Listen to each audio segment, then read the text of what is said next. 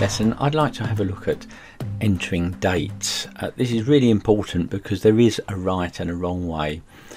I've put a date in A1 here of the 9th of the 4th 2020, and I've separated the day, the month and the year with full stops. But I want to show you the way that you should enter a date, and there's a couple of ways we can do this. You don't need your leading zeros, so if I type 9 and then / is really important, and then the 4 and then / and 20, when I press enter you'll see that the leading zeros appear and the 20 appears in front of the year 20. If I widen this column here, column A, you'll see that the date I've just typed in is right justified, and the date that I typed in with full stops is left justified.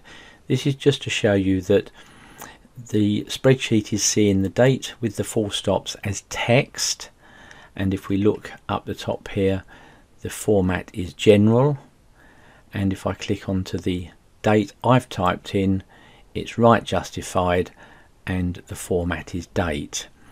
That's because dates are just numbers, and numbers are always right justified when you type them into the spreadsheet, and text is always left justified. Just to show you that this is a number, if I turn this date format back to general, let's go up here, click general, you'll see that that date is represented by 43,930. That's because in the background dates are just a serial number. It starts at number 1, which represents the 1st of January 1900. Number 2 would be the 2nd of January 1900, and so on. This date that I've just typed in is 43,930 days since the 1st of Jan 1900. So let's just turn that back to date. This is why we can do calculations with dates, because it is just a number in the background. Okay, let's look at the other ways of typing these dates in. If we click into the next blank cell, you can use the hyphen. So if I type 9-4-20 and press enter, you'll see that that automatically puts the / in. Okay, now type in times in. Times are separated with the colon, so if I type the time 10, let's put a colon 14 and press enter, you'll see that that's right justified. And if we look up in the formula bar, you'll see that because we didn't type any seconds, it automatically assumes 0 seconds. If you wanted to type the seconds in, so I could type 10, 14 and 45 seconds, all separated with colons, you'll see that that right justifies. Now again, this is just a number in the background, and it's based on a 24-hour clock. 1014 would be 1014 divided by 24.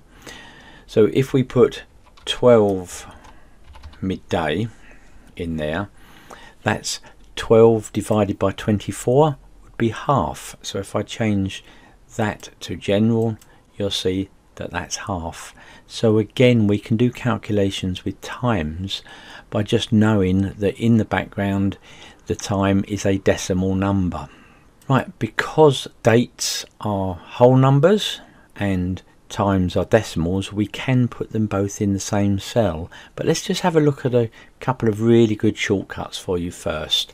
To put the current date in very quickly rather than typing it, if you hold your control key down and press the semicolon, it puts the current date in. So we can just press enter and there's the date. If you want the current time, we need to shift up to the colon, control shift and colon, and that puts the current time in there. Now both of those are static, so that means they will stay the same date and the same time all the time. We can now put these both in the same cell because one is a whole number and one's a decimal. So let's do that. In another blank cell, just hold your control key down and press semicolon.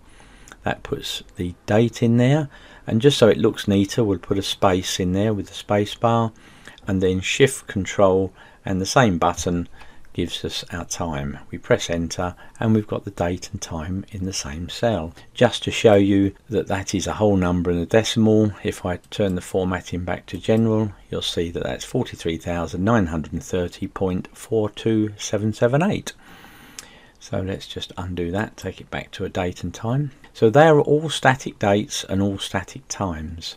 Now later on through further levels we need to look at calculations with dates, but in preparation we're just going to have a look at our first couple of functions. The first one that I'd like to look at is the dynamic date. So we type a function in with the equal sign first. Every function starts with equals.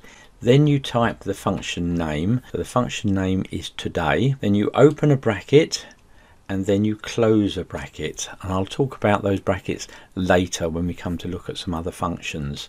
But you just type equals today, open and close bracket, press enter, and that will put today's date in. The difference is tomorrow, if I open this spreadsheet, that will say the 10th of the 4th, and the next day the 11th of the 4th. So it dynamically changes every time you open your spreadsheet on a different day. Now if we want a dynamic date and time, we use a function called now. So you type equals NOW and then open your bracket and close a bracket and press enter, and there is the current date and the current time.